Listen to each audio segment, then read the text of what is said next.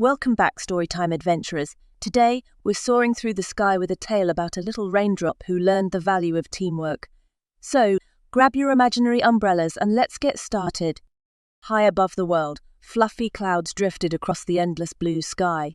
Among them was Cumulus, a proud cloud who dreamed of creating the biggest rainstorm ever seen.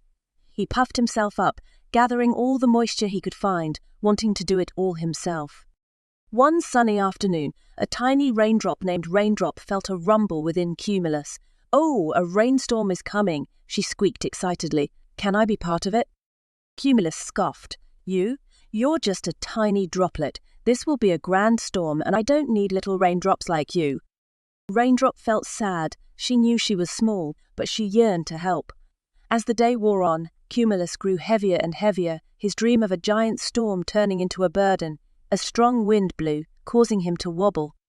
Suddenly, with a loud pop, Cumulus burst open, scattering tiny raindrops everywhere.